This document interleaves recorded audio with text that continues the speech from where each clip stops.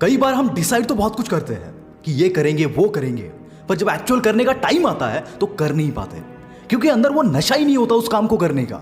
और जब तक कोई भी काम करने का नशा यानी कि वो एडिक्शन तुम्हारे अंदर नहीं आ जाता, तब तक तुम उस काम को कभी भी 100% से नहीं कर पाओगे।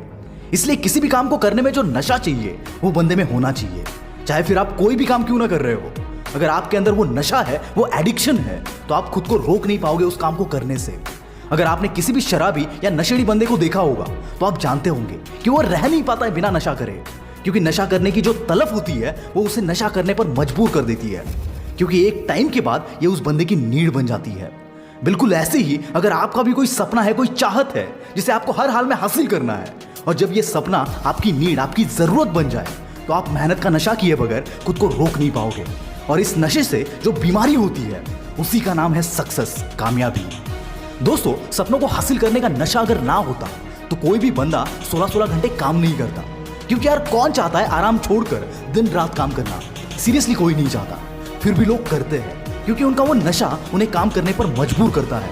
आपने कहीं सुना है या नहीं पता नहीं, पर बिल गेट्स शुरुआत में जब माइक्रोसॉफ्ट की ऑपरेटिंग सिस्टम पर काम कर रहे थे तब वो रात को शूज पहनकर ही सो जाते थे, ताकि दूसरे दिन उठकर उसमें टाइम वेस्ट ना करना पड़े। थोड़ा पागलपन भरा है, पर यही नशा होता है अपने सपनों का। और यही आप किसी नॉर्मल बंदे को कंपेयर करोगे तो ये बंदा फ्राइडे को तो बहुत खुश होता है, क्योंकि वीकेंड पर अपने काम को छोड़कर वो लाइफ को एंजॉय कर सकता है।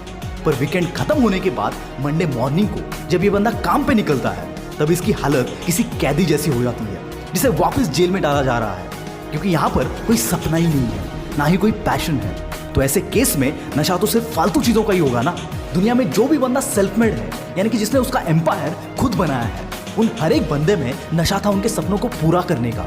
चाहे फिर वो जीरो से हीरो बना बॉलीवुड का सुपरस्टार शाहरुख खान हो, या जीरो से इंडिया का सबसे बड़ा एम्पायर बनाने वाले धीरू भाई। ऐसे कई एग्जाम्पल्स है जहां पर लोगों ने जीरो से शुरुआत की थी, और आज वही लोग दुनिया के लिए मिसाल है। इनका रास्ता भी उतना ही चैलेंजिंग था जितना कि बाकियों के लिए था, पर इनके अंदर वो एक बात थी जो बाकियों में नहीं थी, और वो था उनका सपना, और उस सपने को हकीकत में लाने का वो नशा। मैं उस दिन इलॉन मस्क की बायोग्राफी पढ़ रहा था और उनका वीकली रूटीन वहां पर मेंशन किया हुआ था। वो पढ़कर मैं लिटरली हैरान हो गया कि यार कोई बंदा कैसे इतना डेडिकेटेड हो सकता है अपने काम को लेकर। क्योंकि अगर किसी नॉर्मल बंदे को सिर्फ एक हफ्ता भी उनका रूटीन फॉलो करने को बोला जाए तो आई डाउट कोई कर पाएगा, और उसी डेडिकेशन के चलते ये बंदा आज उस मुकाम पर है।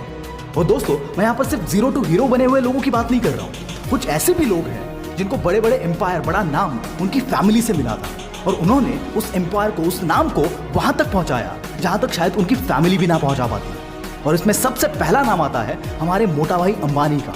अंबानी ब्रदर्स की कहानी तो आप जानते ही है। दोनों ने भी एक ही जगह से शुरुआत की थी, पर आज एक पूरे एशिया का सबसे अमीर आदमी है, और दूसरे के बारे में तो आप जानते ही हैं। दोस्तों, ये सब बताने के पीछे का मकसद ये है कि शुरुआत में भले ही आपके पास सब रिसोर्सेस हो, पर अगर आपके अंदर वो दम नहीं है तो आप परफॉर्म नहीं कर पाओगे। और यही कहानी हमने बॉलीवुड में भी कई बार देखी है, जहां पर बाप सुपरस्टार और बेटा फुल फ्लॉप। इसीलिए दोस्तों, कभी भी ये सोचकर डिप्रेस मत होना कि तुम्हारा कोई फैमिली बैकग्राउंड नहीं है। अगर तुम्हारे पास वो सपना है और उसे पूरा करने का नशा और वो जिद है, तो यकीनन कामयाबी एक दिन